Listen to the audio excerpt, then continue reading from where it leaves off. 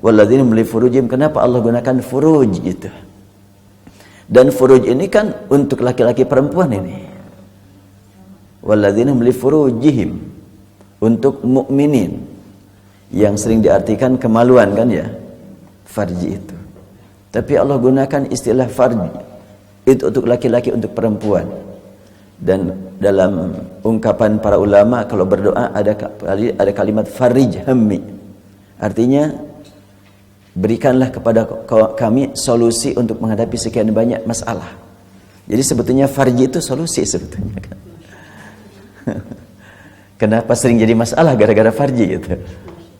Kan solusi untuk menghadapi sekian banyak masalah pribadi, makanya ada lawan jenisnya itu untuk menyelesaikan masalah. Jadi sebetulnya laki-laki sangat memerlukan perempuan, perempuan memerlukan laki-laki. Tapi biasanya lebih merasa aku diperlukan, bukan aku memerlukan. Ketika masing-masing merasa memerlukan, insya Allah solusi. Tapi kalau masing-masing merasa diperlukan, muncul egois, sombong. Dan biasanya terjadi masalah besar itu adalah akibat memang merasa aku diperlukan. Tanpa kamu aku bisa hidup. Kalau sudah muncul kalimat itu, gampang sekali masalah muncul.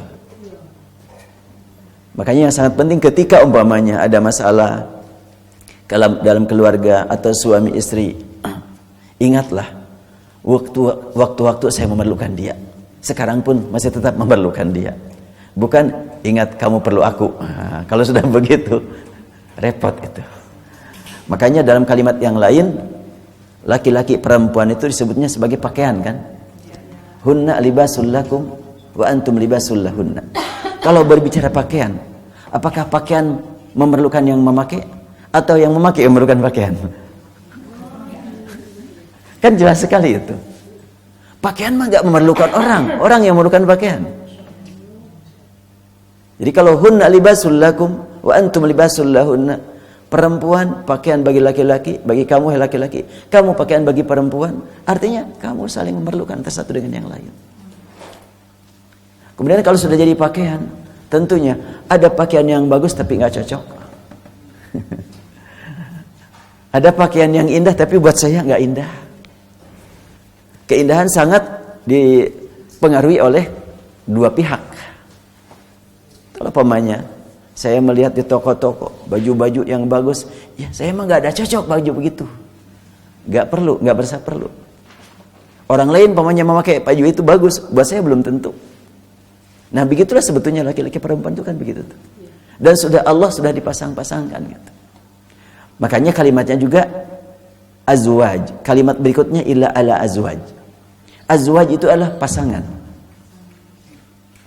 Pasangan itu banyak dalam Al-Quran, sering sebut banyak. Dan di dalam Al-Quran tidak ditemukan zaujah. Yang ada zauj. Kalau pemanya kurang cocok, disebut imra'ah. Umpamanya.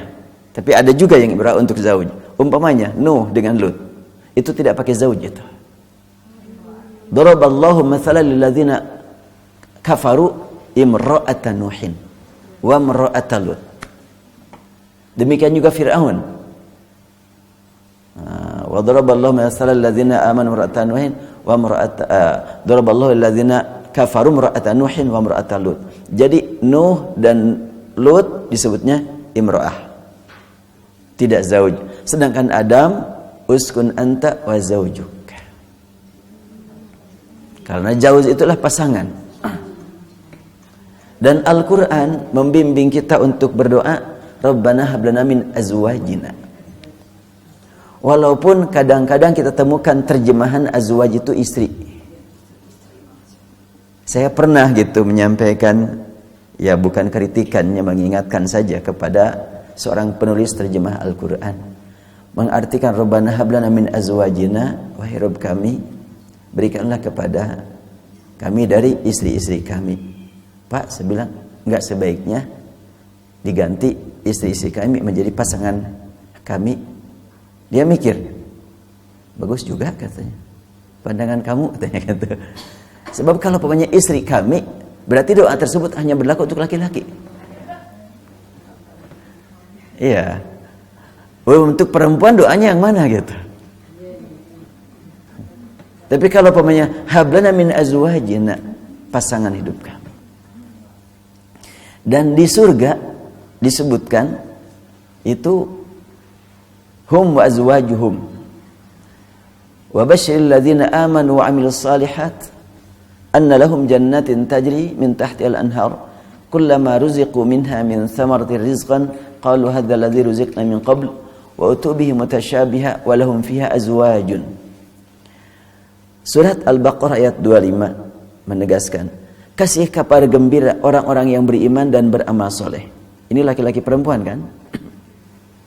Kabar gembira untuk laki-laki perempuan. Apa kabar gembiranya? Buat mereka telah tersedia surga, makanan, minuman, dan azwajuhum. Nah, berarti kan pasangan hidup mereka. Kok banyak? Emang buat perempuan juga banyak pasangan hidupnya? Kalau Al-Quran menyebutkan kan, kalau diartikan istri-istri mereka, terbayang saat ini bahwa kaum pria sekarang istrinya 1 atau 2 atau 3 paling banyak 4, nanti di surga banyak. Suka muncul pertanyaan, kalau buat perempuan gimana? Ada enggak suami banyak? Saya sering ditanya itu. Jadi kalau katanya, bahkan belum lama saya ngisi pengajian di Masjid Pusdai, masih mungkin belum 1 bulan, seorang ibu bertanya, Ustaz, kan katanya bagi bapak-bapak nanti di surga ada bidadari, kalau ibu-ibunya ada bidadari enggak? Saya balik nanya, yang mengatakan bahwa itu bagi bapak-bapak siapa? Saya bilang, ya para mubalik, para ustaz. Oh biarin, itu kan kata mubalik, kata ustaz. Al-Qur'annya enggak begitu, saya bilang. Al-Qur'an itu menyebutkan bagi orang yang beriman. Tidak disebutkan khusus laki-laki, enggak. Bagi orang yang beriman, termasuk laki-laki perempuan kan. Nanti di akhirat tersedia pasangan-pasangan buat mereka. Jadi ibu-ibu juga suaminya banyak. Enggak tahu lah itu mana. Nanti di akhirat itu mah. Iya. Cuma memang karena kehidupan saat ini secara umum, terutama umat Islam, laki-laki boleh lebih dari 1, perempuan tidak ada yang lebih dari 1. Itu hubungannya hukum dunia itu. Sebab hukum dunia tidak bisa diterapkan untuk hukum akhirat. Hukum dunia itu, ya kalau itu benar kan, siapa itu namanya Wilhelm orang Yahudi yang melakukan penelitian tentang perbandingan wanita muslimat dengan non muslimah. Dia ngambil kesimpulan bahwa wanita muslim itu bersih-bersih. Dia setelah melakukan penelitian tentang hakikat istrinya sendiri dan juga istrinya yang lain. Ya, bahwa kalau perempuan itu kan tidak pernah muslimah lah, tidak pernah melakukan komunikasi seksual dengan laki-laki yang lain kecuali kalau sudah habis iddah selama 3 bulan. Kalau sudah 3 bulan memang tidak ada bekas-bekas lain, sudah bersih, itu sudah 3 bulan itu. Jadi sudah siap menerima. Kalau belum 3 bulan belum siap menerima. Nah, sedangkan non muslim kan bebas-bebas aja mereka, sampai dia melakukan penelitian tentang istrinya sendiri. Ternyata punya anak 3, yang asli anak dia cuma 1. Karena ada bukti-buktinya, dia ahli kan di situ. Sampai akhirnya konon kabarnya dia langsung masuk Islam. Karena kagum dengan peraturan Al-Qur'an, wal mutallaqat yatarabbasna bi anfusihinna thalathata quru. Orang yang dicerai hendaklah menunggu iddah sampai thalathata quru. Ternyata kenapa thalathata quru? Karena setelahnya 3 bulan baru perempuan siap menerima komunikasi dengan laki-laki yang baru. Sebelum 3 bulan masih ada bekas-bekas laki-laki lama yang akan merusak kesehatan dirinya, yang akan mengganggu kesehatan dirinya. Ya itulah makanya rusak mereka. sangat rawan terkena penyakit yang di luar dugaan. Jadi Al-Quran menyebutkan sampai salasata taqur itu luar biasa. Dan buat yang memang hamil kan sampai melahirkan. Buat yang ditinggal wafat itu kan 4 bulan 10 hari. Mungkin ada masalah lain terkait dengan masalah ya ditinggal wafat yang namanya juga kan. Nah, jadi kalimat walladzina hum li furujihim hafizun, dan orang mukminun yang dijamin akan meraih kesuksesan, pertama dia adalah hubungan dengan Allah selalu terpelihara melalui salatnya. Dan kalau memang terpelihara hubungan dengan Allah melalui salatnya, dia akan senantiasa menjaga diri, menjaga waktu, menjaga usia dari hal-hal yang tidak berguna, apalagi yang diharamkan. Anil lagwi mu'ridun. Hasil dari hubungan dengan Allah dan memelihara diri, maka akan termotivasi dia untuk berkomunikasi dengan sesama manusia. Kalau punya harta, maka salurkan harta tersebut. Lizzakati fa'ilun. Karena ingin membuktikan hasil sholatnya itulah betul-betul bermakna bagi kepentingan yang lain.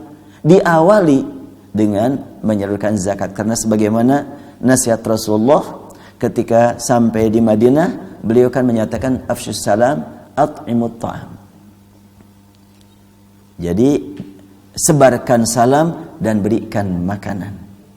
Jadi sangat penting untuk mewujudkan keharmonisan masyarakat, kerukunan tetangga, diperlukan adanya pemanfaatan harta untuk pihak luar. Lanjutannya adalah walladzina hum li furujihim hafizun. Nah, dari situ langsung hubungannya dengan masalah pembinaan pribadi dan keluarga. Alladzina hum li furuj, farji itu adalah buat laki-laki dan perempuan dalam ayat ini. Ya, furuj banyak karena mereka akan mukminun. Hafizun, senantiasa memelihara. Kalimat hafizun kata sifat. Illa ala azwajihim aw ma malakat aymanuhum fa innahum ghairu malumin. Mereka pelihara farji mereka kecuali ala azwajim, kecuali kepada pasangan mereka. Tentu karena ini adalah ada kalimat aw ma malakat aymanuhum, maka lebih khusus maknanya untuk ayat ke-6 buat kaum pria. Buat ayat 5 tentunya pria dan wanita. Tapi kaum ayat ke-5 adalah pria. Illa ala azwajihim aw ma malakat aymanuhum fa innahum ghairu malumin. Kecuali kepada pasangan hidup mereka atau kepada wanita-wanita yang memang sudah di bawah tangan mereka. Kalimatnya ma malakat aymanum, yang dimiliki oleh tangan-tangan. Kalimat ayman, yamin, tangan kanan mereka akhirnya di bawah kekuasaan mereka. Ini terkait dengan masalah hamba sahaya. Dan ayat ini sebetulnya proses yang islami untuk pembebasan hamba sahaya tingkat internasional. Sebab dengan dibebaskannya hamba sahaya, semua orang akan merdeka. Kenapa tidak langsung saja Al-Quran menetapkan haram punya hamba sahaya, merdekakan semuanya? Tentu itu adalah keinginannya begitu. Tetapi kan Allah Subhanahu wa ta'ala mendidik kita dalam memperbaiki umat itu, ada yang mesti tadarruj, bertahap, ada yang sekaligus. Dalam urusan yang memang sangat dirasakan berat oleh masyarakat, maka ada tadarruj bertahap tadarruj itu kan darajat, ada tahapan-tahapan. Nah, sebagaimana umpamanya haramnya minuman khamr, ada tahapan. Haramnya riba, ada tahapan. Kenapa kok pakai tahapan-tahapan? Karena memang kehidupan masyarakat sangat lengket dengan masalah itu. Dan terbukti sampai sekarang juga dampaknya masih banyak tentang riba, tentang khamr. Walaupun sudah diharamkan, masih ada orang yang sholat iya, mabok juga iya, riba juga iya, masih ada kan. Bagaimana kalau tidak pakai bertahap? Oh, lebih berat lagi. Sudah bertahap saja masih ada sampai sekarang.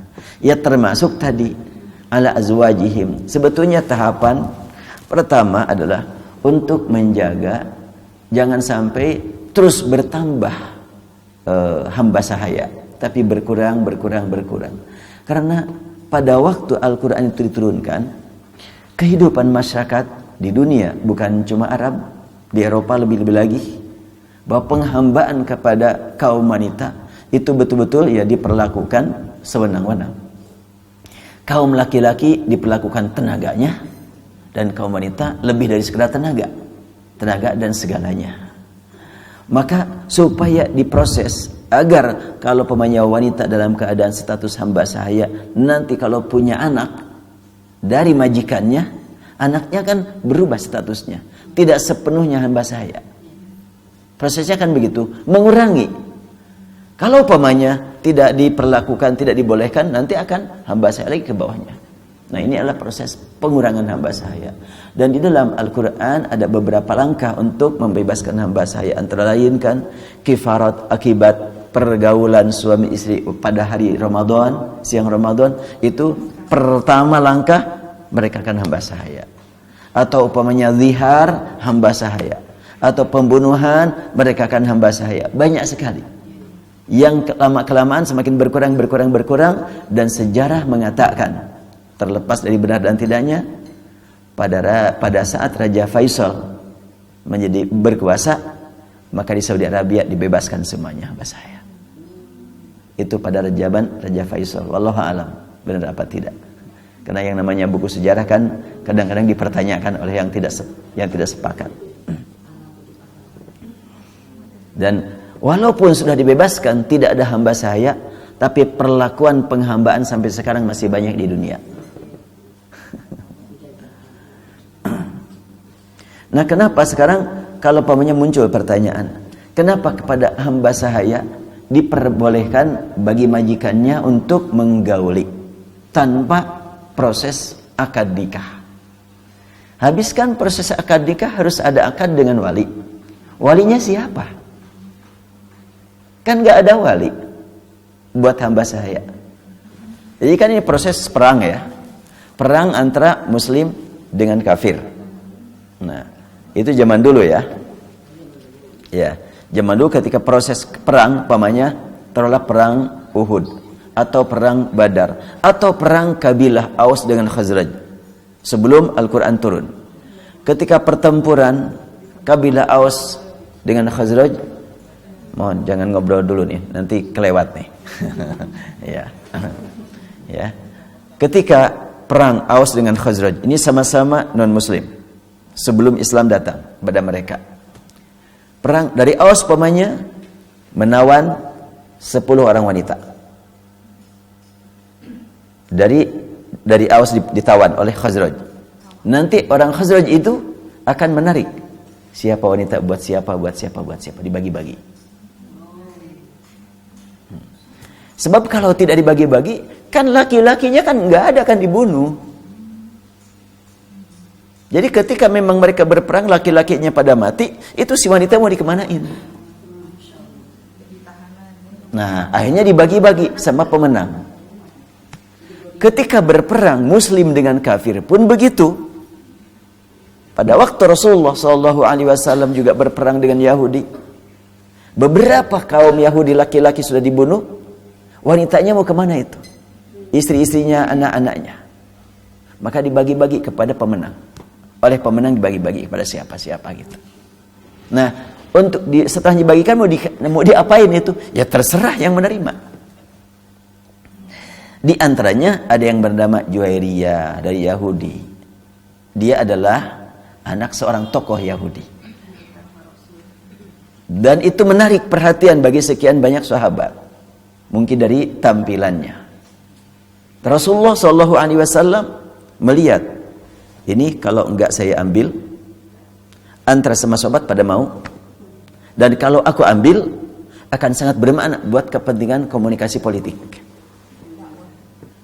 Akhirnya oleh Rasulullah ditahan, ini jangan diambil oleh kalian, aku yang ambil. Setelahnya oleh Rasulullah diambil Juwairiyah itu, maka orang-orang Yahudi segen kepada kaum muslimin karena di situ ada anak tokoh Yahudi. Itu manfaatnya. Iya, jadi Rasulullah mengambil Juwairiyah bukan dorongan nafsu, tapi kepentingan dakwah ke depan. ya ambillah. Nah, setelahnya Juwairiyah diambil oleh Rasulullah dan Juwairiyah langsung menyatakan masuk Islam, maka akhirnya sudah tidak lagi kedudukan sebagai hamba sahaya, sudah masuk Islam, Rasulullah langsung dimerdekakan.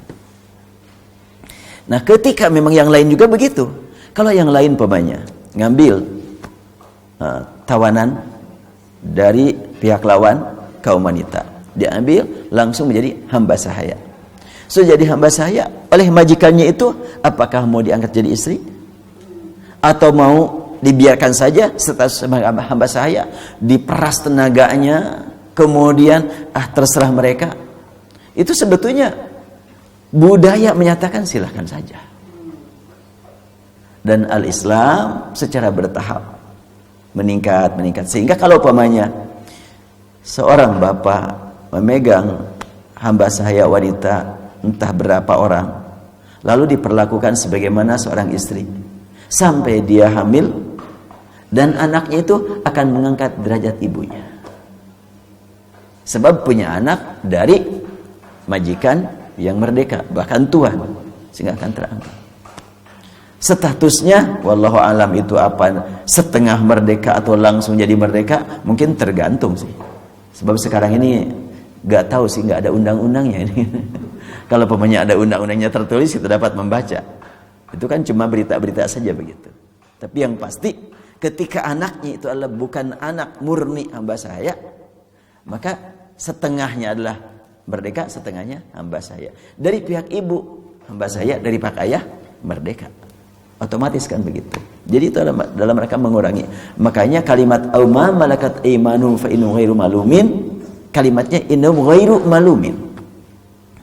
Jadi diperbolehkan kaum pria melakukan komunikasi intim dengan wanita-wanita hamba sahaya milik mereka.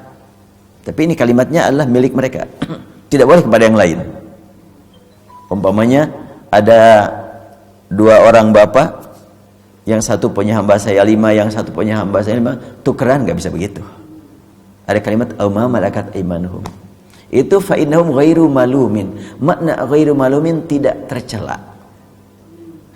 Kalimat tidak tercela beda dengan baik, beda dengan boleh. Kan hukum kita, hukum bahasa ini ada afdol, ya, ada sangat utama, ada baik, ada boleh, ada dibolehkan. Dan dibolehkan, di bawahnya lagi dibolehkan, tidak dicela. Itu di bawah itu kan.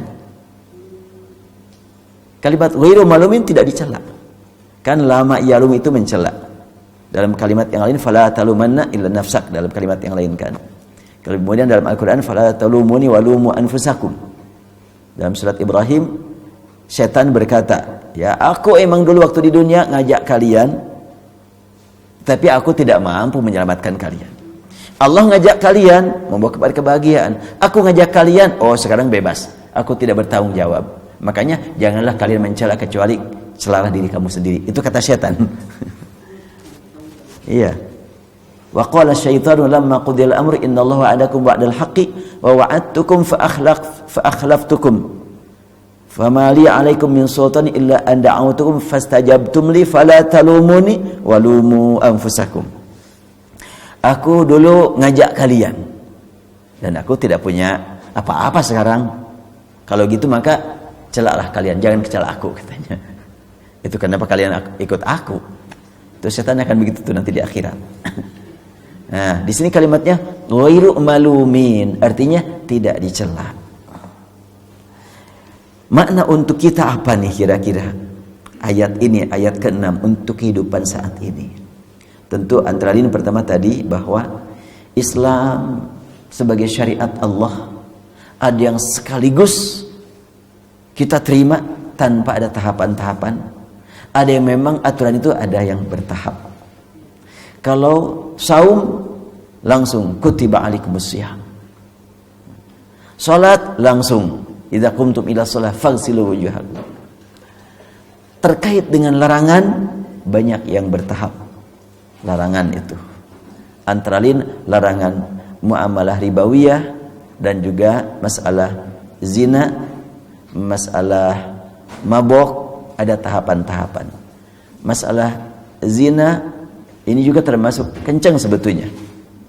Tidak pakai tahap, tapi bahasanya bahasa tahapan. Wala taqrabuz zina. Ya kan? Kalau kalimat wala taqrabuz zina sebetulnya maknanya subhanallah. Itu sangat sayang Allah kepada kita. Sehingga kalimatnya jangan kalian dekati. Kalau seorang bapak atau seorang ibu sayang kepada anak, kemudian kita tahu ada anak nakal, kita tidak berkata jangan main sama dia, tapi kita berkata jangan dekati dia. Beda kan?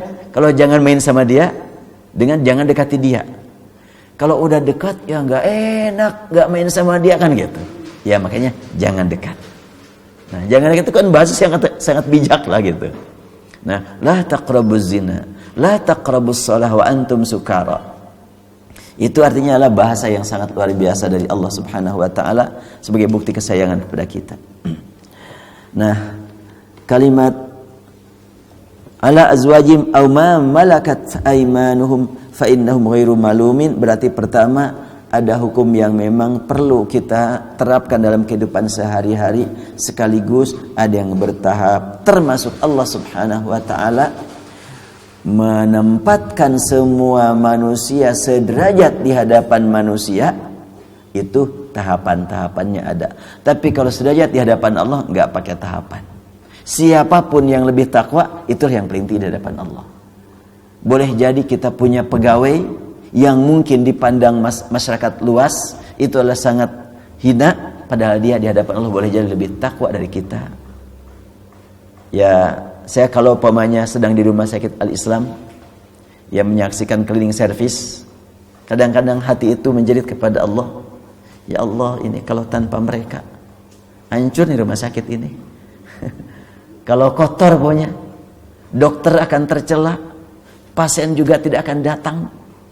Kalau tanpa mereka, kerjaan mereka cuma membersihkan terus gitu, sampai satu halaman kertas dibersihkan. Tapi kadang-kadang orang memandang ini kerjaannya cleaning service gitu. Atau umpamanya orang yang mengangkut sampah dari depan kita, kalau dia ahli sholat, ahli ibadah, oh subhanallah, tanpa mereka kita gimana gitu, bisa penyakit di mana-mana.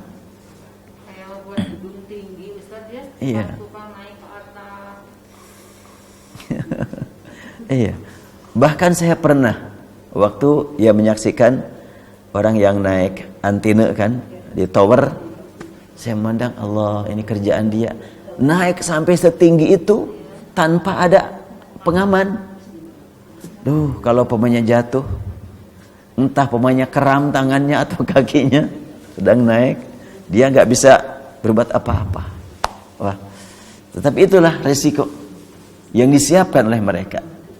Tapi kalau memang karena Allah, pastilah mereka sangat tinggi kedudukannya di hadapan Allah Subhanahu wa taala. Kita lanjutkan ayat ke-7-nya. فَمَنِ ابْتَغَى وَرَاءَ ذَلِكَ فَأُولَئِكَ هُمُ الْعَادُونَ فَمَنِ ابْتَغَى وَرَاءَ ذَلِكَ. Barang siapa yang memang mencari-cari untuk memuaskan nafsunya, melewati batas yang tadi, sudah ada pasangan hidup, sudah ada kebebasan dari Allah Subhanahu wa taala untuk menambah, tapi ternyata masih juga enggak diperhatikan hal itu, maka faulaika humul adun. Mereka adalah orang-orang yang dipandang sebagai orang yang sudah melampaui batas yang telah Allah tetapkan. Itu adalah ancaman dari Allah, dan kalimat ulaika di sini dianggap jauh mereka dari rahmat Allah. Karena ada haulai, ada ulaika.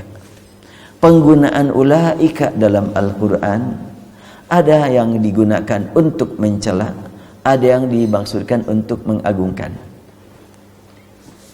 Kenapa tidak fahaulai atau fahum? Kan dari awal pakai hum terus ya.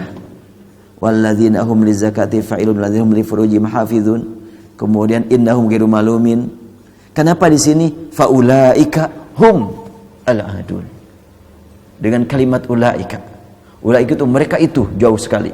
Mereka lah al-adun yang benar-benar sudah melampaui batas yang telah Allah tetapkan. Jadi kalau sudah melampaui batas, berarti tidak akan mendapatkan rahmat Allah. Tidak akan mendapatkan ampunan dan ridha Allah. Sangat-sangat mengerikan sekali ini. Walladzina hum li amanatihim wa ahdihim ra'un. Ada amanat, ada ahdi. Amanat kita kenal, yang namanya amanat itu ada orang yang menitipkan kepada kita. Ahdi ada janji. Jadi tidak sekedar amanat, ada janji. Sangat luas maknanya kalimat amanatihim. Bisa amanat yang memang kita terima langsung dari Allah, berupa usia, waktu, jasad, kesehatan, kekuatan, harta, ilmu, semuanya amanat dari Allah. Karena Allah tidak merinci, berarti ini meliputi semuanya. Walladzina hum li amanatihim. Makanya semuanya kita adalah memegang amanat yang besar dari Allah. Dan kemarin dalam bahasan surat Al-Falaq, kita sama-sama sudah berupaya memohon kepada Allah dengan merendahkan serendah-rendahnya, dengan mengatakan a'udzu birabbil falaq min syarri ma khalaq. Kalimat ma khalaq di situ banyak amanat. Dari ma khalaq. Allah telah menciptakan diri kita, pada diri kita ada manfaat dan juga ada bahaya kalau kita tidak waspada. Ilmu semakin bertambah sangat bermakna bagi orang yang memang mampu memanfaatkannya, dan sangat membahayakan bagi orang yang tidak mampu memanfaatkannya. Harta semakin bertambah sangat berguna bagi yang mampu memanfaatkan, tapi sangat berbahaya bagi yang tidak mampu memanfaatkannya. Apa yang maksud dengan memanfaatkannya? Ya, menggunakan untuk ibadah. Termasuk usia. Cukup berat nih. Ya, kita semuanya selalu memohon kepada Allah ingin panjang umur ya. Gak terdengar gitu yang berdoa, ya Allah aku mau pendekinnya umur. Berat masa mendatang ini. Jarang rasanya berkata gitu, kecuali yang putus asa. Kalau putus asa bukan begitu kalimatnya soalnya. Lebih baik bunuh diri aja kan gitu. Padahal bunuh diri bukan solusi, tapi jalan masuk neraka. Nah, walladzina hum li amanatihim, dan orang-orang yang memang terhadap amanat yang mereka terima dari Allah, wa ahdim, dan janji mereka di hadapan Allah, ra'un, selalu memelihara, menjaga amanat, amanat diri, amanat keluarga, amanat harta, amanat waktu, amanat sehat.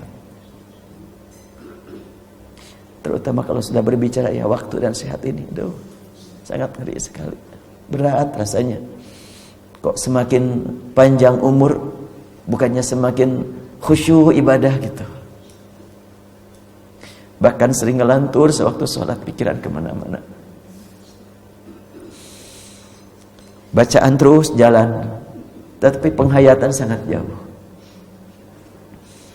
Padahal kita pernah lah gitu masa-masa lalu merasakan nikmat khusyuk sebelum banyak yang digarap, sebelum banyak ilmu, sebelum tua, pernah mengalami ibadah yang khusyuk. Mestinya semakin tua kan sudah semakin dekat ke alam kubur kita. Mestinya semakin khusyuk ibadah itu. Mestinya semakin jarang tidak khusyuknya, semakin sering khusyuknya.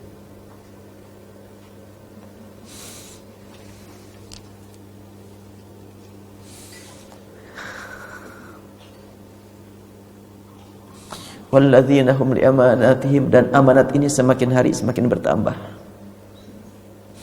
Terutama amanat pertanggungjawaban kita tentang usia, itu sudah pasti. Kalau harta mungkin ada yang naik turun. Ilmu semuanya pasti bertambah.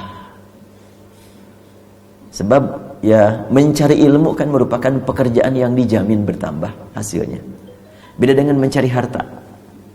Mencari harta tidak ada jaminan bertambah. Tapi bagi orang yang memang ikhlas mencari harta, yang penting saya mencari harta melaksanakan perintah Allah. Urusan seberapa keuntungan, mau turun mau naik, itulah karunia dari Allah. Tapi kalau mencari ilmu, semuanya pasti bertambah. Namun Ya, bolehlah kita bertanya-tanya kepada diri kita sendiri masing-masing. Apakah dengan bertambah ilmu ini ibadah kita lebih khusyuk, semakin bertambah khusyuk kita.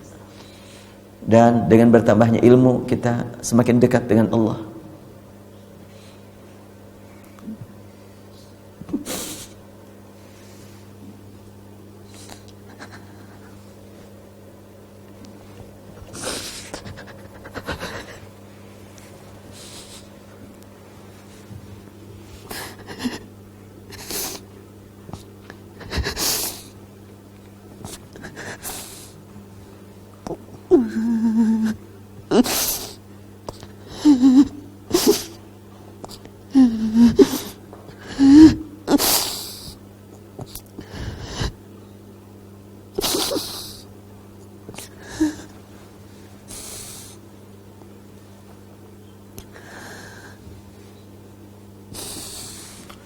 Allah maghfir lana.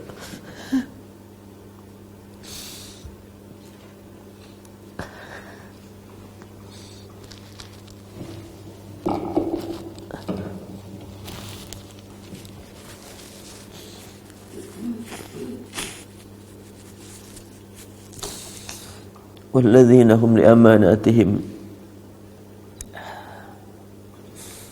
Kita diingatkan terus dengan sekian banyak ayat. Wabtaghi fima ataka Allah ad-daral akhirah. Cari pada apapun yang ada pada dirimu, kesehatanmu,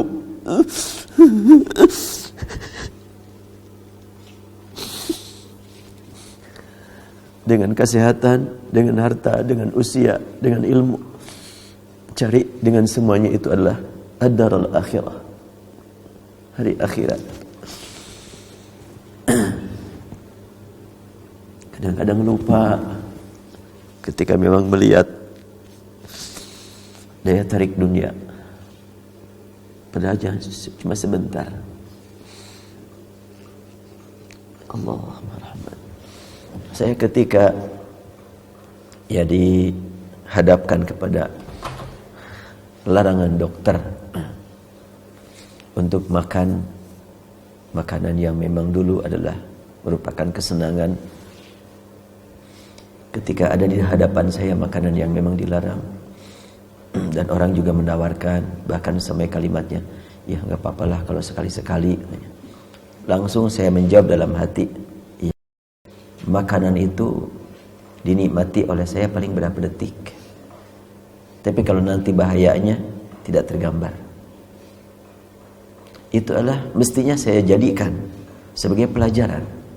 Kalau berbuat maksiat umpamanya setengah jam, bahayanya nanti neraka tidak terbayang. Lebih dari itu sebetulnya masih mendingan kalau makanan dinikmati cuma beberapa detik, lalu sakit umpamanya hanya beberapa bulan, kira-kira kan gitu. Tapi sekarang bagaimana dengan perbuatan maksiat? Taruhlah umpamanya 5 menit, 10 menit, setengah jam, dan bahayanya nanti tidak ada akhirnya. Tapi kadang-kadang ini kurang diperhatikan gitu. Kalau sakit di dunia bagaimanapun ada ujungnya. Sakit di akhirat tidak terbayang ujungnya.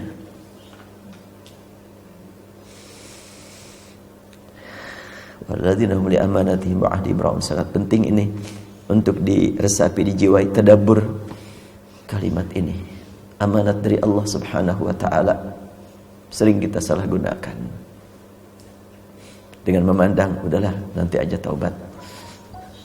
Boleh jadi itu adalah merupakan keberhasilan setan membisik kita. Ketika kita berbuat dosa kemudian menganggap nanti saja taubat, nanti sajalah istighfar, nanti saja qiyamul lail. Itulah keberhasilan bisikan syaitan. Kita tidak tahu akankah kita hidup sampai nanti malam, kan nggak tahu. Ya, kemarin saya baru menyaksikan, ya saya termasuk yang ngantar adalah ke kuburan Ustaz Taufik Ridho. Dia di bawah saya usianya. dan perjuangannya ya sangat luar biasa. Ya, mudah-mudahan Allah curahkan ampun dan rahmat kepada beliau. Yang jelas saya terharu, beliau sudah mampu, sudah diberi oleh Allah nikmat mendidik anak sulungnya itu, membuat sekian banyak orang menangis.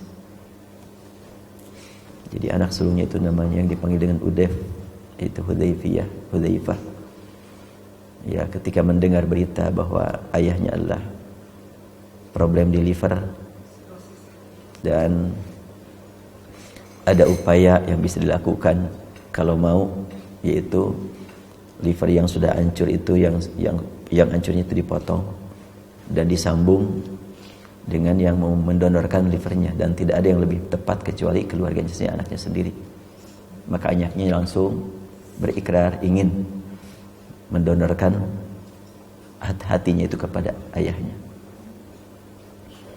Dan sampailah pulang dulu dari Berlin ke Indonesia. Kemudian pas di RSCM sudah berdua di tempat operasi. Ya, ayahnya sudah dibuka dan anaknya juga sudah dibuka, sudah dibelek.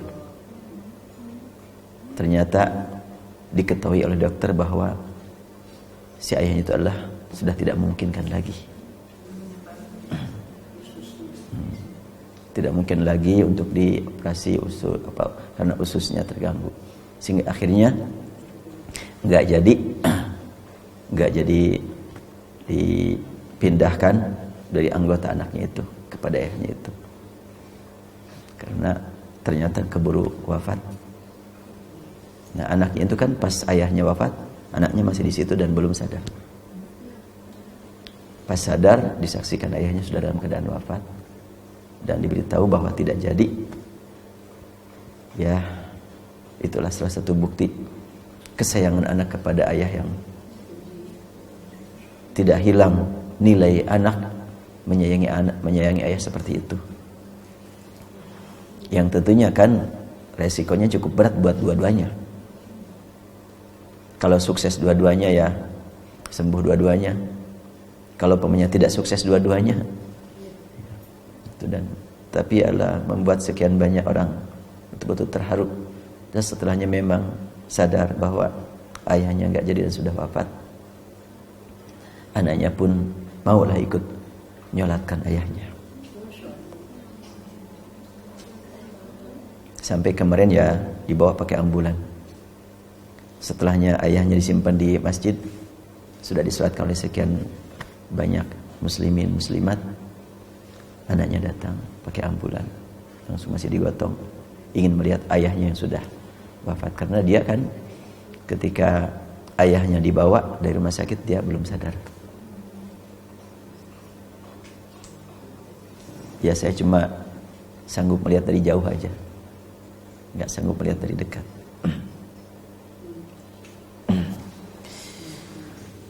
Dan itu adalah ya yang saya ambil pelajaran. Sang ayah ini sudah betul-betul mencurahkan segala upaya untuk mendidik anak sampai punya sikap seperti itu anaknya. Ya, semoga Allah berikan juga nikmat sabar kepada keluarga beliau. Yang tentunya sang istri sudah ditinggal wafat oleh suami, dan anak sulung yang paling sayang kepada ayahnya sekarang masih dirawat di ICU masih.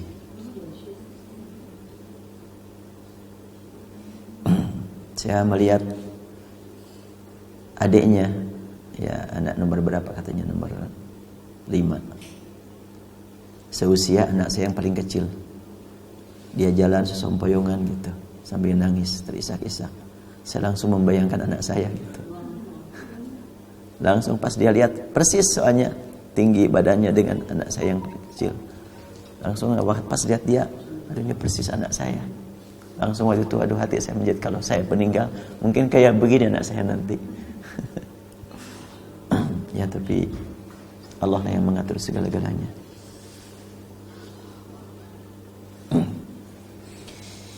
Walladzina hum li amanatihim wa ahdihim. Allah, setelahnya disebut amanat, ada ahdun. Kalau amanat kan berupa yang sudah diterima oleh mereka, oleh mukminun, amanat dari Allah. Dan juga kalimat amanatihim meliputi amanat yang datang dari Allah dan juga amanat dari manusia. Dan kalimat wa'ahdihim tentunya janji dengan Allah, janji dengan manusia. Karena tidak disebutkan amanat dari siapa. Berarti meliputi semua amanat. Realita dalam kehidupan kita sehari-hari memang banyak manusia yang menerima amanat dari manusia. Di samping amanat dari Allah begitu banyak, diterima juga dari manusia. Dan kadang-kadang orang itu mencari amanat, meminta amanat. Sekarang sedang tegang-tegangnya di DKI. 3 pasang ingin mendapatkan amanat.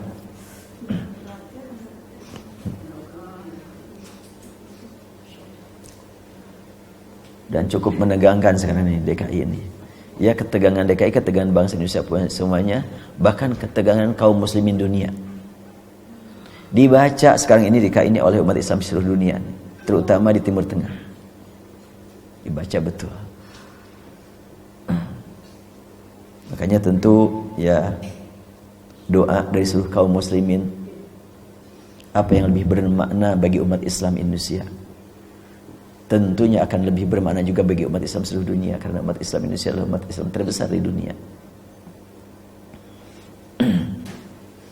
Dan Allah sudah memperlihatkan kepada ya yang mula-mulanya masih abu-abu, sekarang sudah diperlihatkan, terutama saudara-saudara kita yang bergabung dalam organisasi NU. Sudah ada pernyataan langsung dari yang asalnya mendukung, sekarang sudah balik setir sekarang. Tanpa kita ketahui latar belakang itu mah urusan dia dengan Allah. Tapi kalimat dia itu adalah jelas-jelas dia menyatakan masyarakat NU marah. Itu kalimat itu bagus tuh. Ini jaminan orang NU tidak akan milih. Bukan bicara jaminan tapi marah mereka. Dia kalimatnya begitu kan. Ini yang rugi Ahok sendiri katanya. Itu kalimat itu sangat bermakna itu. Dan itu Allah yang menggerakkan lisan. Boleh jadi kalimat keluar dari dia itu juga hasil sekian banyak umat Islam yang berdoa. Cara Allah mengabulkan doa itu jangan dibayangkan oleh kita seperti apa. Allah punya cara tersendiri bagaimana Allah menggerakkan lisan. Mungkin asalnya orang membenci dia, makanya kalau kita membenci seseorang jangan 100%. Sebenci-bencinya kepada manusia biasa gitu, yang masih hidup, jangan 100%. Sisakan barang 5% atau 10% untuk menerima, boleh jadi yang berlawanan. Sebagaimana kita juga mencintai seseorang jangan 100%.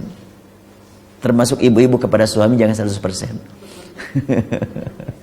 Iya. Sisakanlah gitu. Tapi suami saya mau udah percaya kepada saya 100%, jangan begitulah. Yang 100% mau ucap kepada Allah dan Rasul sajalah.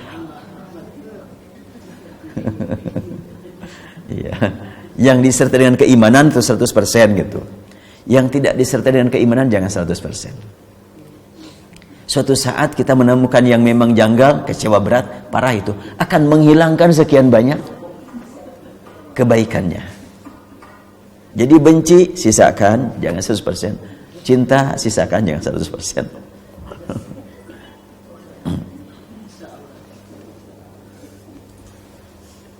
Kan kadang-kadang ada orang yang berkata, pokoknya kalau saya nggak ada rahasia-rahasiakan dengan suami atau dengan istri, semuanya terus terang, jangan bilang begitu. Jangan semuanya, tapi mayoritas boleh lah. Iya. Sebab suatu saat pamannya, ibu-ibu melihat satu cacat pada suami. Kan nggak akan terus terang kan? Jaga itu, jangan sampai diomongin, bisa jadi masalah. Sama lah suami juga, melihat pada istrinya sesuatu yang memang mengecewakan, sembunyikan gitu, jangan diomongin. Jadi tidak semuanya 100% kan, ada lah yang dirahasiakan. Oh ini mah hanya saya dengan Allah saja, istri pun jangan tahu. Ibu juga begitu, ini hanya saya dengan Allah saja, suami pun jangan tahu. Tapi memohon kepada Allah, jangan menjadi masalah bertambah. Makanya amanat ini ada amanat hubungan kita dengan Allah, amanat hubungan kita dengan sesama manusia. Demikian pula janji dengan Allah, janji dengan manusia. Apalagi kalau buat kaum pria nih, ada janji di hadapan KUA nih waktu nikah. Dibaca lagi janjinya itu. Tapi kan janji itu kan tentunya untuk dipenuhi 100%, ya hanya Allah saja yang maha tahu lah. Gak akan mampu gitu. Ada lah yang tidak. Tetapi diusahakan gitu. Diusahakan, jangan sampai banyak yang dilanggar.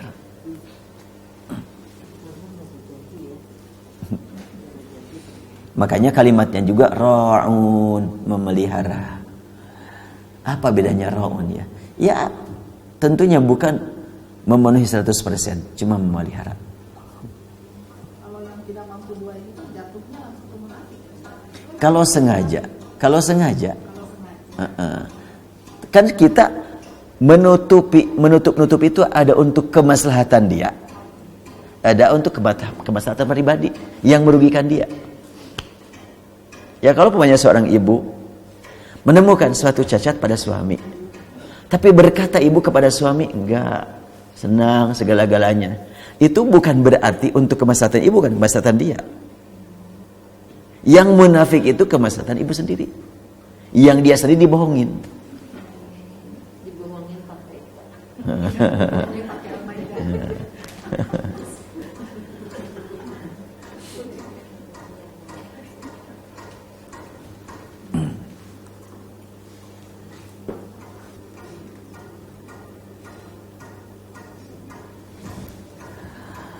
walladzina hum ala salawatihim yuhafizun.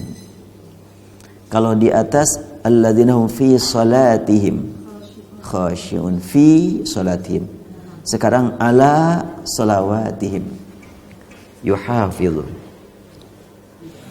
Kalau khashi'un fi, kalau yuhafizun ala. Beda nih.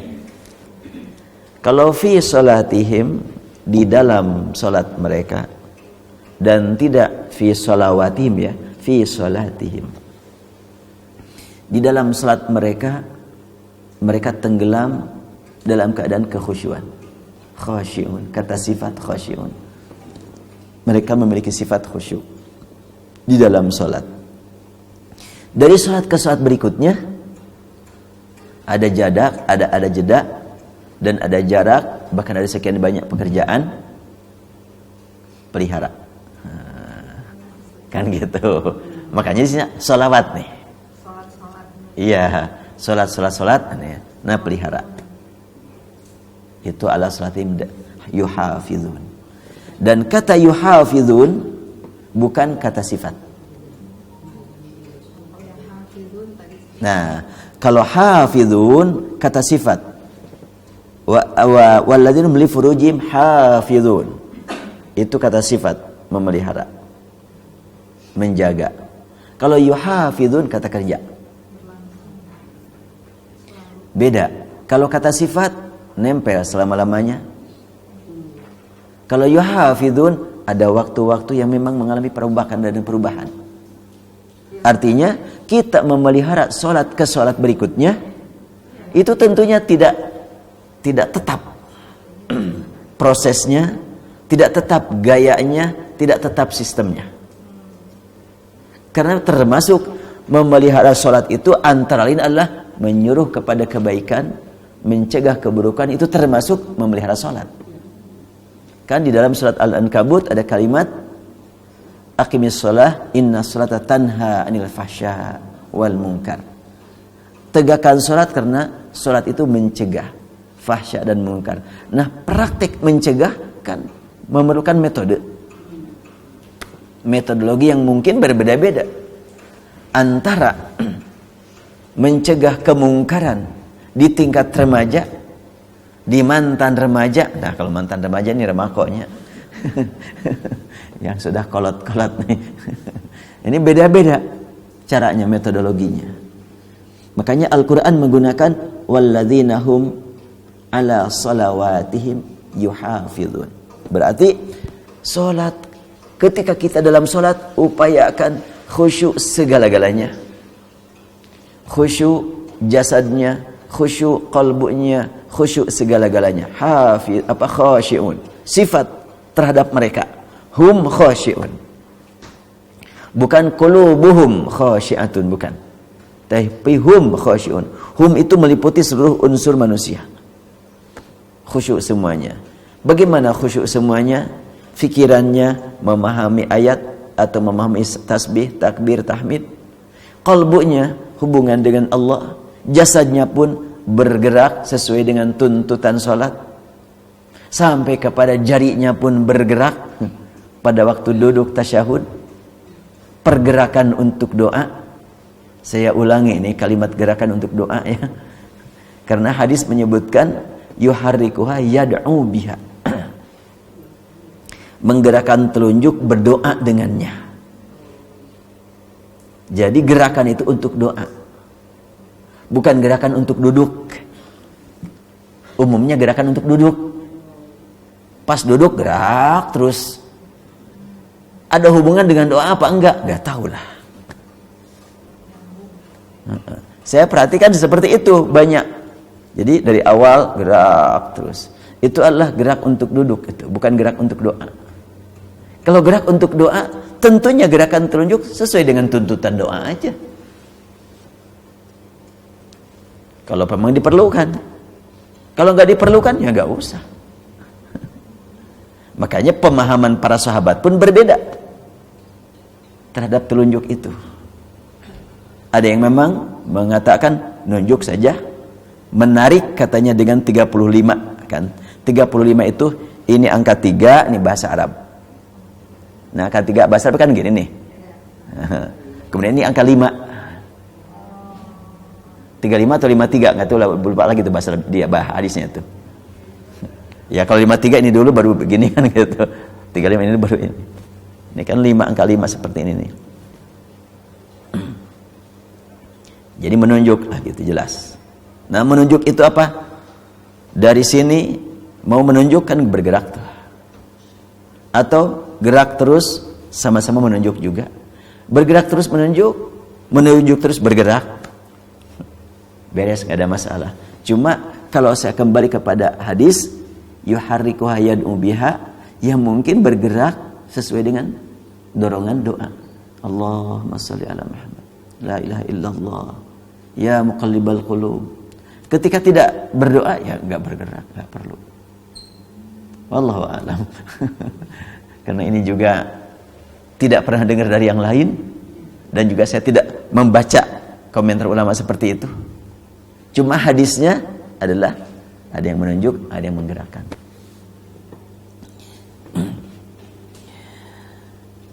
Walladzina hum ala salawatihim yuhafizun. Ulaika humul warithun. Allah Akbar. Al-warithun. Mereka itulah. Nah, kalimat ulaika di sini dengan ulaika yang ayat 7 beda. Ulaika yang ayat 7 jauh-jauh, jangan ke sini, jauh kamu. Aduh. Tapi kalau ini ulaika, nah, begitulah. Kita masih di sini, mereka sudah di sana. Jadi ulaikumul warithun ini adalah membuat kita semakin terdorong untuk berjuang menempuh perjalanan yang masih jauh itu. Nah, al-warithun, para pewaris kenikmatan itu tuh di sana jauh. Kita masih di sini tertinggal. Jadi kalimat ulaika di sini adalah mengagungkan para pewaris dan membuat kita semakin rendah di hadapan Allah. Ingin mendapatkan keagungan tersebut, maka semakin merendah, semakin tunduk, semakin taat, semakin khusyuk ibadah. Supaya yang di kedudukan yang sangat jauh itu dapat kita kejar. Seperti kalimat ulaika ala hudan min rabbihim wa ulaika humul muflihun. Jadi kalimat ulaika isyarat untuk jauh itu tergantung siapa yang dijadikan sebagai sasaran. Bila sasarannya adalah kedudukan yang sangat hina, jauh-jauh, jangan sini. Kalau yang dijadikan sasaran itu adalah yang mulia, kita dibawa untuk tercengang, gitu tuh, sangat luar biasa hebat. Kita termotivasi untuk mengejarnya. Itu untuk menjiwai kalimat itu ilmu apa itu? Itu ilmu balaghah ya. Bukan ilmu nahwu sharaf itu. Nahwu sharaf gak nyampe ke sana. Di ilmu balaghah ada bahasan seperti itu tuh. Dan dalam bahasa Al-Quran ini banyak sekali isyarat-isyarat yang jauh, yang dekat itu yang menuntut kita untuk banyak tafakur dan tadabbur. Umpamanya kan dzalikal kitabu, tilka ayatul kitab. Kepada kitab, kepada ayat-ayat kitab Allah gunakan isyarat yang jauh.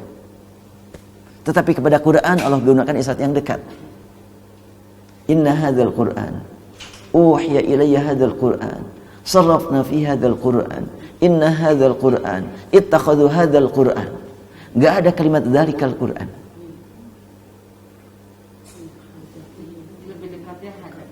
Karena Quran itu kan bacaan. Bacaan itu kan terdengar ke telinga, dekat. Bahkan dekat dengan semua orang, terutama dengan alat teknologi saat ini. Semua orang sekarang gampang mendengarkan Al-Quran. Walaupun tidak cinta, tidak iman, bahkan mereka bisa mendengar Al-Quran. Beda kalau kita sekarang mau mendengar Injil, nggak ada. Mendengar Taurat, nggak ada. Mendengar Al-Quran, siapapun yang beriman, yang tidak beriman, yang komunis pun bisa mendengarkan Al-Quran. Tinggal klik di handphone mereka sendiri. Tulis Quran, sudah langsung muncul bacaannya. Tapi Alkitab, tulisan Al-Quran, itu beda. Tulisan Al-Quran, itu ternyata memang betul-betul jauh kalau tahu apa arti Alkitab. Jauh itu Alkitab itu. Tulisan Quran ini disebut Alkitab kan. Bacaan kitab disebut Quran. Saya ulangi ya. Wahyu yang Allah turunkan kepada Nabi Muhammad disebut Quran, yaitu bacaan. Bila ditulis disebut kitab. Bacaan wahyu yaitu bacaan Quran. Atau bacaan wahyu yaitu bacaan kitab disebut Quran. Tulisan wahyu yaitu tulisan Al-Quran disebut kitab.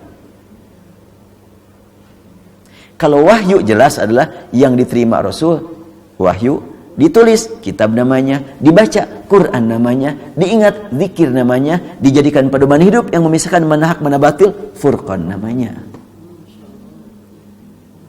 Itu jelas sekali itu. Nah, untuk kitab, jangankan yang tidak pernah mendengar Quran, yang tidak pernah membaca, yang sudah pendengar, yang sudah membaca, bahkan sudah hafal pun belum tentu perhatian kepada tulisannya. Umpamanya, saya biasa perhatian tulisan. Sekarang kenapa? Tulisan khosyi'un, kho-nya dibaca panjang tanpa alif. Hafizun, fa'ilun, lizzakati, kenapa pakai wawu? Ini kan tulisan nih. Kalau hafizun, haknya tidak pakai alif. Kalau yuhafizun, haknya pakai alif. Kenapa tuh? Ini kan tulisan nih. Tidak semua orang kan perhatian. Jalan aja. Dan ini punya makna. Kenapa hafizun haknya tidak pakai alif? Kenapa yuhafizun haknya pakai alif? Sama-sama hak. Sama-sama memberi makna pemeliharaan.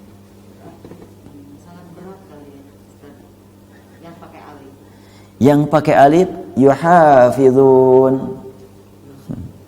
Wallahu alam di sini. Apa makna yuhafizun?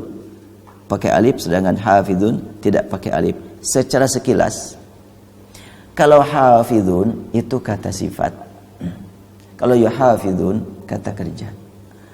Kalau kata sifat memiliki makna bahwa orang memiliki sifat memelihara farji.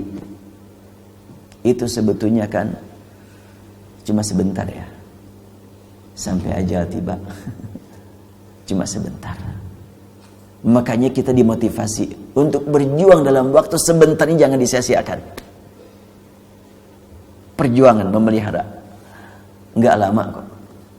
Terus kalau yuhafidun, kenapa pakai alif tanpa disebut sebentar pun? Memang ini kata kerja, yang namanya kata kerja pasti sebentar. Dipahami enggak? Kata sifat kan terus menerus.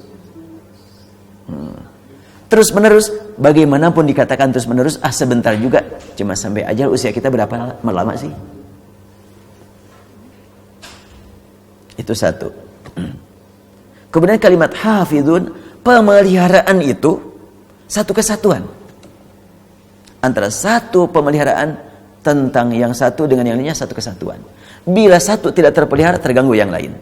Makanya dirapatkan. Hafidun pendek, ha dengan fa disatukan. Sedangkan urusan kata kerja, bagaimanapun ada putusan, ada batasan waktu.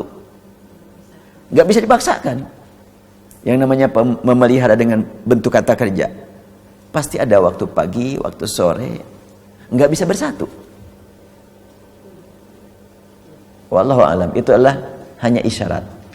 Isyarat dari tulisan, bukan tafsir, bukan juga makna tulisan, tapi cuma isyarat. Yang namanya isyarat tergantung yang membaca isyarat.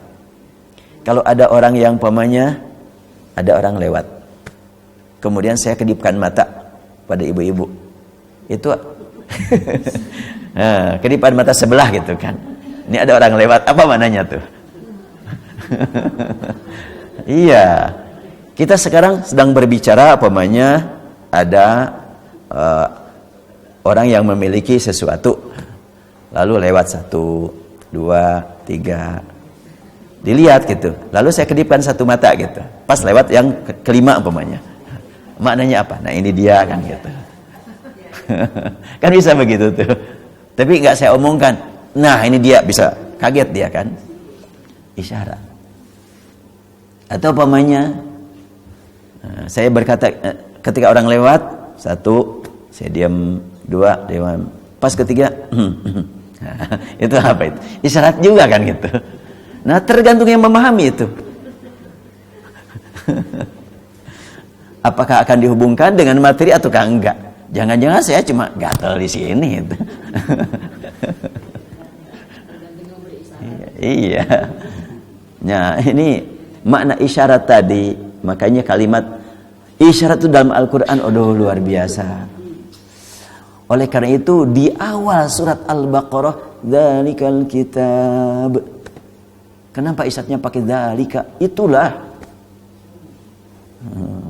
Berarti kan kita harus dituntut untuk berjuang, mengorbankan segala upaya untuk mencapai kalimat yang mencapai makna yang terkandung di dalam kalimat Alkitab. Dzalik Alkitab. Dikuatkan la raiba fi. Itulah hudan lil muttaqin. Ternyata Alkitab hudan lil muttaqin. Kalau Al-Qur'an hudan lin nas kan. Surat Al-Baqarah ayat 185. Syahrul Ramadan alladzi unzila fihi al-Qur'anu hudan lin-nas. Petunjuk bagi manusia. Tapi Alkitab, dzalikal kitabu la raiba fihi hudan lil muttaqin. Yang pakai dzalika itu hudan lil muttaqin, yang pakai hadza hudan lin-nas. Ada apa lagi di situ?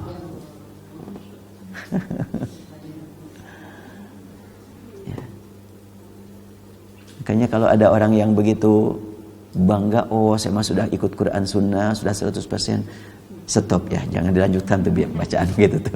Belum lah, baru 0,00001%. Masih banyak yang belum tahunya kita itu dari Quran tuh, daripada yang sudah tahunya. Kayak itu ya Ustaz, kayak Bismillah sama Bismika mbaknya tuh. Iya. Kalau Bismi mah nggak pakai alif. Kalau bismi rabbik pakai alif. Iya. Nah, di sini juga kan begitu tuh. Hafizin tidak pakai alif. Hafizun tidak pakai alif. Kok yuhafizun pakai alif? Ulaika humul warithun. Al-warithun kata sifat. Mereka itulah pewaris. Bukan yang akan mewarisi, tapi pewaris. Iya, sudah menjadi pemilik. Kata sifat di sini. Siapa yang maksud dengan ulaika? Itulah yang memiliki sifat dari mulai alladzina fi salatihim sampai akhir ini. Itu kriterianya. Untuk mencapai tingkat al-warithun, nah kriterianya ini.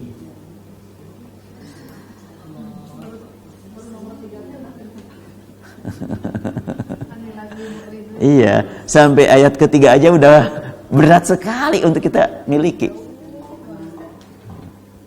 Anillahi muridun saja bagaimana gitu perjuangannya. Tuh. Masihlah kita ada pekerjaan-pekerjaan yang kita sendiri tahu bahwa itu tidak berguna, tapi masih dilakukan gitu. Apalagi yang tidak kita ketahui. Oh, dikira ini berguna, ternyata enggak. Apalagi yang itu mah. Hobi-hobi yang nggak ada hubungannya dengan agama ya. Iya. Hobi burung, hobi kesenangan ya. Ya hobi kesenangan gitu. Iya. Kan katanya kalau ya mobil, pakai mobil gitu kan rasanya seharian gitu. Dan ketika ditanya, kenapa kok seperti ini? Emang apa sih gunanya? Ya, karena perlu refreshing. Kan gitu jawabannya. Penjelasan stres gitu. Kalau udah lama enggak gitu. Apa gunanya gitu ya. Iya. Iya, hobi mancing. Saya kalau melihat orang yang mancing, duh ini para pemancing ini punya potensi sabar yang sangat luar biasa ini. Cuma disalahgunakan. Iya kan, dia punya potensi sabar itu, nunggu, oh sabar betul. Sayang nggak digunakan sebagaimana mestinya itu kesabaran itu.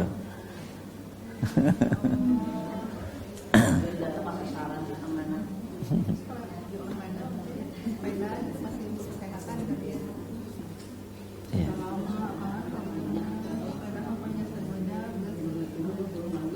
Jadi dengan adanya kajian ini nampaknya kita perlu renovasi ini. Perlu renovasi, rehabilitasi. Revolusi diri. Ya. Revolusi pribadi ini, aduh ya Rabbana. Ulaikumul warithun alladzina yarithuna al-firdausa hum fiha khalidun. Ya, diselesaikan aja dulu lah sampai ayat 11 nih. Alladzina yarithuna al-firdaus. Mereka adalah para pewaris yaitu yang akan mewarisi, karena belum sekarang tapi mereka sudah memiliki sifat pewaris. Namun belum didapat. Makanya kalimat berikutnya yarithun. Tidak alladzina hum warithul firdaus. Tidak alladzina yarithuna dengan kata kerja, karena belum sekarang. Maka harus masih di perjalanan. Al-firdausa. Ya. Artinya kita pewarisnya dong. Kan tadi lagi kalau mereka itu kita mah boro-boro belum nyampe. Rasanya kalau kita mereka tuh mungkin itu ya sahabat. Ya, kalimat mereka itu, siapakah mereka yang memiliki kriteria ini? Dari mulai ayat 1 sampai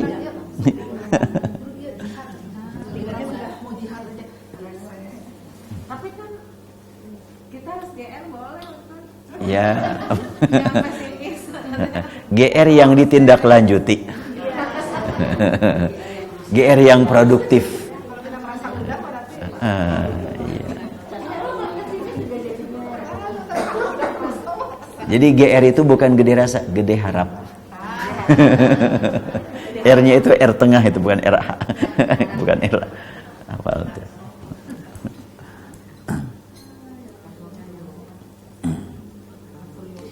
Harap itu bahasa Arabnya kan roja, ya gede roja aja deh.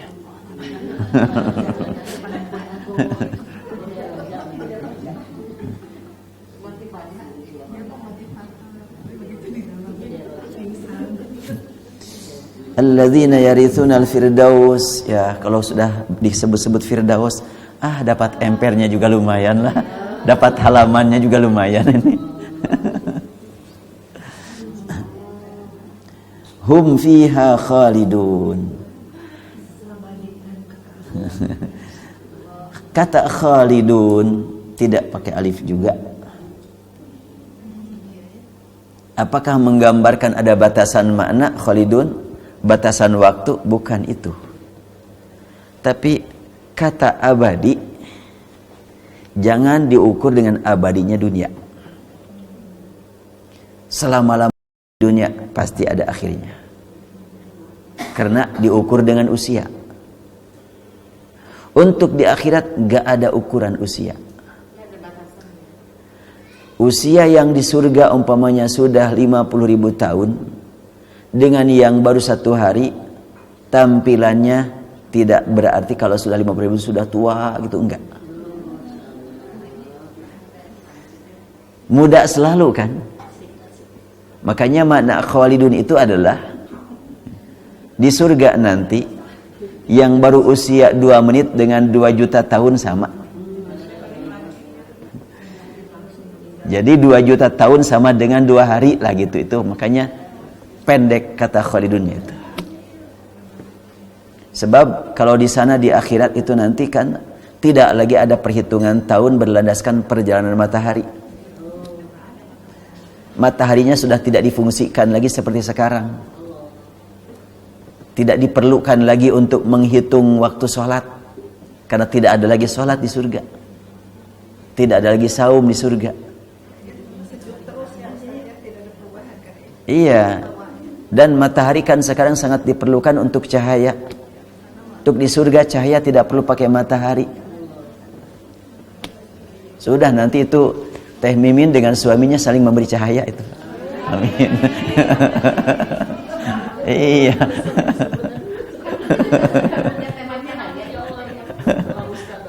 Jadi kan suami dengan istri kalau sama-sama soleha nanti akan saling memberi cahaya.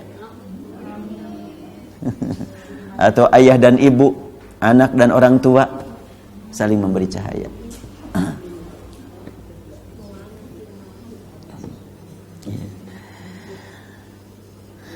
Makanya kalimat khalidun itu juga tidak ada masalah nanti suami istri, enggak ada cekcok nanti. Enggak ada perceraian, enggak. Iya. Penyebabnya juga enggak akan ada. Enggak ada penyebab, enggak ada berantem suami istri, enggak ada nanti.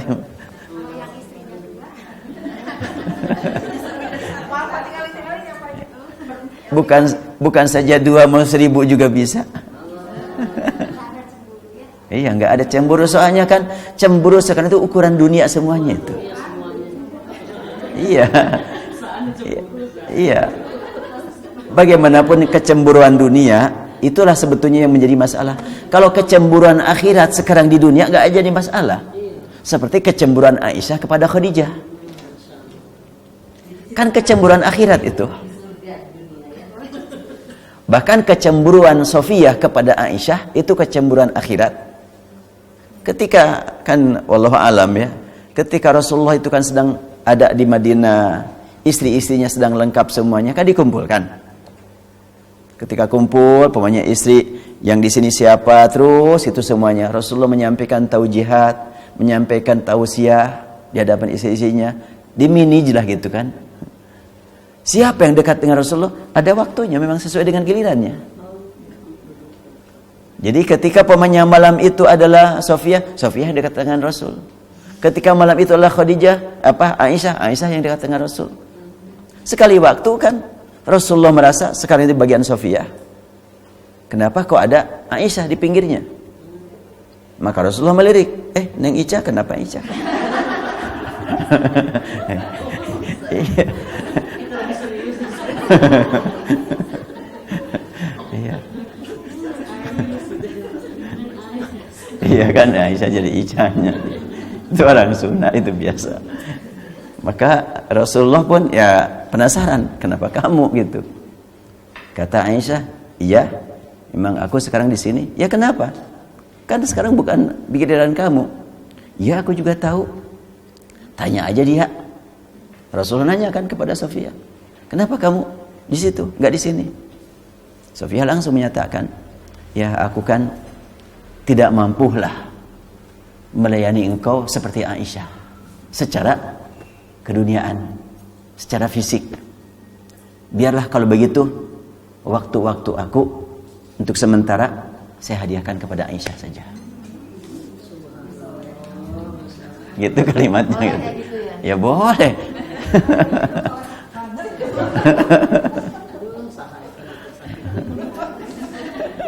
Tapi lu baru terus. Nah kemudian ya kemudian setelah itu maka Rasul pun nanya, karena memang menyambut kan secara psikologis, secara fisik, secara emosional. Rasul juga senang-senang saja mendapatkan tawaran begitu. Iya, di samping Aisyah itu secara otak, kecerdasan kan, dan juga secara fisik, ya udah sangat membantu dakwah beliau. Maka ya Rasul sambut. Sampai nanya, sampai kapan ini? Gitu. Tidak, yalah kalau gitu nanti ya. Enggak begitu. Sampai kapan? Kata Sofia, ya untuk 6 bulan lah. Dengan Sofia aja, dengan Aisyah aja. Ya udah, dengan Aisyah. Kenapa? Karena Sofia ingin berlomba dengan istri-istri yang lain mendapatkan kedudukan di surga nanti. Berlomba mendapatkan kedudukan di akhirat.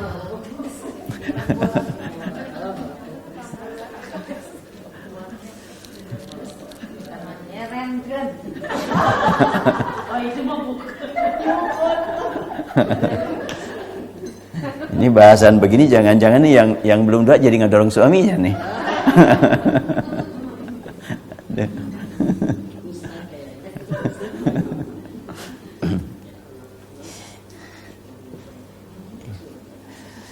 Jadi dulu kan Aisyah ketika mendengar Rasulullah memerintah Aisyah, nih bagi-bagikan daging ini kepada keluarga Khadijah kan gitu. Nah Aisyah kan cemburu. Kok Khadijah lagi yang disebut, pada udah tiada. Artinya Aisyah kecemburuannya itu kecemburuan apa? Berarti betapa tingginya kedudukan Khadijah di hadapan Rasulullah. Bukan di hadapan suami, di hadapan Rasul. Sampai Aisyah nanya, kenapa sih kok sering-sering sekali mengingat Khadijah? Akhirnya Rasulullah menjelaskan, bagaimana mungkin aku bisa lupa pada Khadijah? Aku mendapatkan keturunan dari Khadijah yang dapat melanjutkan generasi, termasuk Fatimah kan dari Khadijah. Aku juga mendapatkan dukungan secara lahir untuk menghadapi sekian banyak tantangan dari Khadijah pada saat orang lain sedang mencaci aku, sedang menghina aku, yaitu pada waktu beliau menerima wahyu pertama kan Khadijah yang mendukung. Dan juga ketika sedang ada pemboikotan ekonomi, dengan harta dari Khadijah aku bisa melanjutkan perjuangan ini. Jadi yang diangkat oleh Rasulullah, kenapa sih ingat pada Khadijah terus? Oh cantik, enggak begitu Rasul. Tapi perannya yang diangkat, peran untuk kepentingan dakwah. Jadi itu kecemburuan untuk akhirat enggak jadi masalah. Justru akan semakin termotivasi untuk meningkatkan kualitas amal. Kira-kira zaman sekarang yang seperti itu di mana ya? Mudah-mudahan teh ini gitu.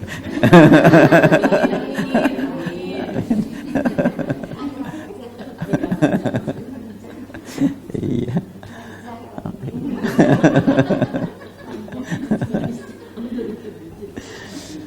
Alhamdulillah.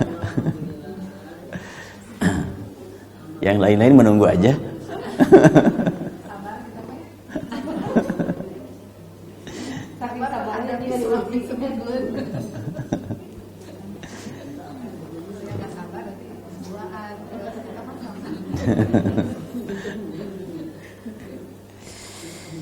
Ya, kita mohonlah kepada Allah Subhanahu wa taala, ya semoga kita diberi oleh Allah kemampuan untuk melaksanakan perintah dan larangan yang tercantum pada 11 ayat ini. 11 ayat dari surat Al-Mu'minun yang sangat luar biasa. dan kita termasuk golongan yang yarithunal firdaus hum fiha khalidun. Allahumma ya Rabbana lakal hamdu kama yanbaghi li jalali wajhika wa 'azimi sultanik. Ya ilahana ya Rabbana ya Rahman ya Rahim. Allahumma qsim lana min khasyatik ma tahulu bihi bainana wa bain ma'asiyatik. Iqsim lana min khasyatik ma tahulu bihi bainana wa bain ma'asiyatik.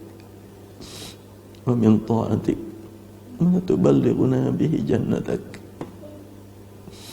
Wa min al-yaqin ma tuhawwinu bihi 'alaina masa'ib ad-dunya.